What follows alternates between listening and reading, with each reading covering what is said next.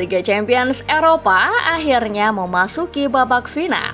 Inter, tim yang sempat diremehkan, berhasil melangkah ke babak terakhir. PSG yang skuadnya sudah banyak berubah dan masih dicap mediocre juga berhasil melangkah ke Munich. Pertarungan final antara Inter versus PSG tentu akan menjadi pertarungan epik. Dua tim underdog akan memperebutkan satu titel paling bergengsi di seluruh Eropa. Apakah final ini akan menghasilkan klub juara baru? Atau Munich akan memunculkan pelatih juara baru?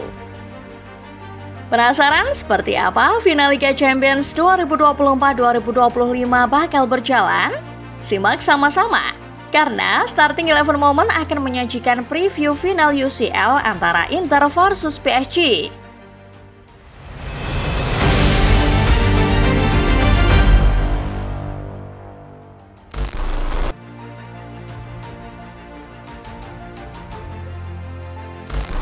Munich adalah sebuah kota di Jerman yang punya banyak identitas.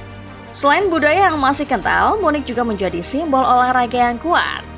Di kota ini berdiri Fußball Arena, sebuah stadion berkapasitas 70 ribuan kursi yang menjadi kandang dua klub dari wilayah ini, Bayern Munich dan TSV 1860 Munich.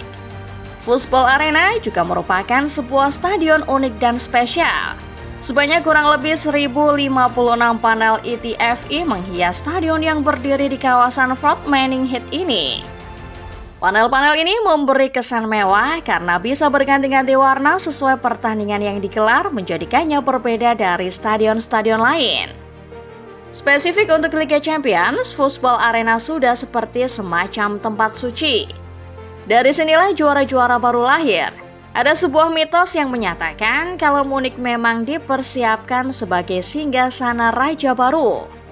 Seorang raja yang belum pernah mengenakan mahkota tertinggi sepak bola Eropa sebelumnya. Bukan isapan jempol. Beruntut sejarahnya, Munich selalu jadi saksi bisu penobatan raja-raja baru.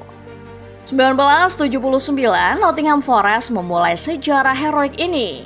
Selanjutnya, raja-raja baru berurutan dari Marseille, Dortmund hingga Chelsea, membuktikan kalau Munich selalu menjadi tanah bertuah untuk klub yang belum pernah juara.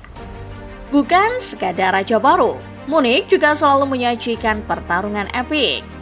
Seperti ketika Chelsea membungkam puluhan ribu warga Bavaria yang mengira Bayern Munchen bakal juara. Atau ketika Dortmund menjinakkan Juventus yang merupakan juara bertahan edisi 1996.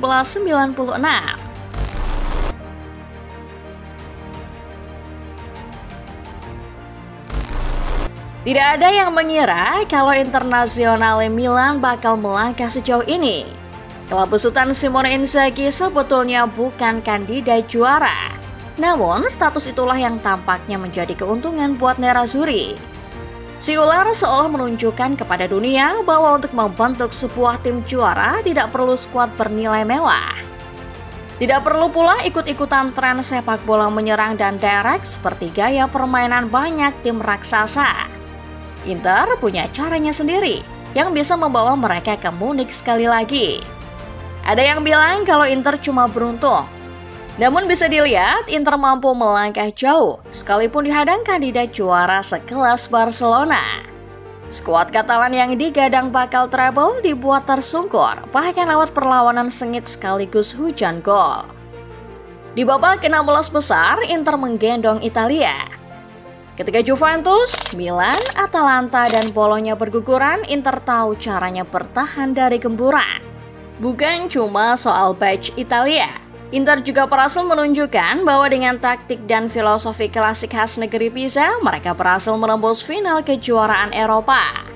Finish di posisi keempat klasemen fase Liga sejatinya sudah jadi bukti kalau Inter adalah skuad spesial.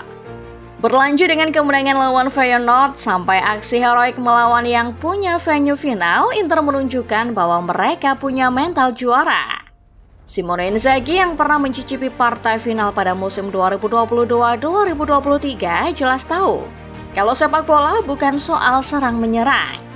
Sepak bola adalah soal taktik dan mantan pelatih Lazio itu pun berhasil membuktikan bahwa taktiknya spesial.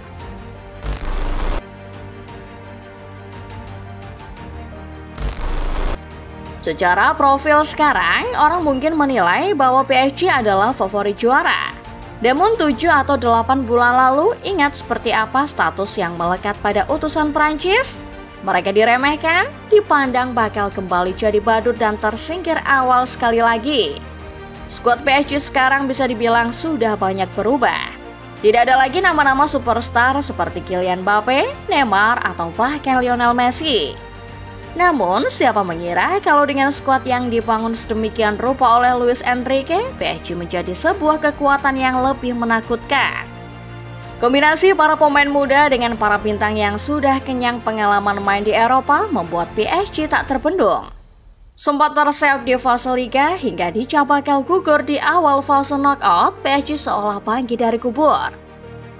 Secara kebetulan, PSG bertemu semua wakil Premier League dari matchday terakhir fase Liga sampai semifinal.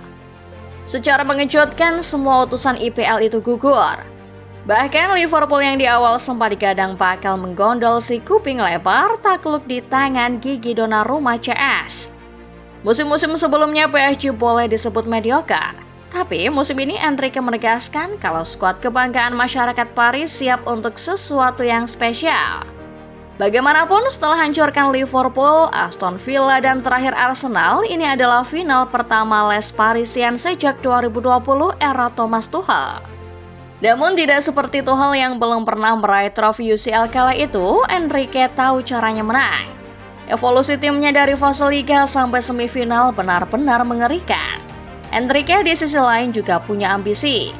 Setelah menjadi penakluk Catalan dengan treble yang ia dapat, sekarang saatnya membawa dominasi itu untuk menjadi penakluk Paris.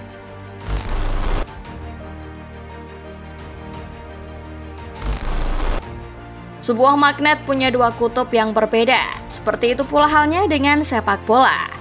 Pertemuan antara PSG dan Inter bagaikan pertemuan dua kutub magnet tersebut. PSG adalah tim yang superior dengan kemampuan serangannya, sementara Inter adalah antitesis dari PSG.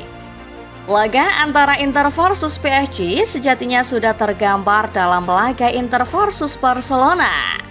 Pertemuan dua kutub antara sepak bola menyerang melawan sepak bola yang dominan bertahan. Namun, kalau bicara soal strategi, Enrique tidak se-ekstrim Hansi Flick. Walau identitasnya adalah sepak bola menyerang, Enrique bukan penganut high defensive line. Namun, bisa jadi dengan permainan Enrique yang tidak se-ekstrim Hansi Flick, kita mungkin akan menyaksikan pertarungan yang hati-hati. Kemungkinan tidak akan terjadi hujan gol seperti pada laga Barca versus Inter. Satu yang pasti, laga final Munich 2025 adalah duel lini tengah. Siapa yang punya lini tengah lebih cerdas, maka dia yang akan memenangkan pertandingan. Vitinha, Fabian Ruiz, dan Joao Neves akan punya PR lebih untuk menembus pertahanan rapat Inter, plus lini tengah super rapat kawalan Hakan Calhanoglu CS. Berapa skor akhir yang sesuai untuk laga ini? Dilihat dari karakter serta perjalanan kedua tim menuju final, sulit memprediksi siapa yang akan menang. Skor tipis jadi hasil akhir paling memungkinkan. Namun, kembali lagi ke poin awal, Munich kerap melahirkan juara baru. Di edisi 2025 ini bisa jadi klub juara baru atau mungkin pelatih juara baru. Sabtu 31 Mei 2025 atau Minggu 1 Juni 2025 waktu Indonesia, semua pecinta sepak bola akan melihat siapa Raja Eropa tahun ini. Kalau football lover sendiri, kira-kira dukung mana nih? Inter atau PSG? Kasih tahu di kolom komentar ya. Like video ini kalau kalian suka, share ke teman-teman supaya mereka tahu siapa calon Raja Eropa berikutnya. Subscribe channel Starting 11 Moment supaya tidak ketinggalan update terbaru seputar sepak bola. Sampai jumpa di video berikutnya.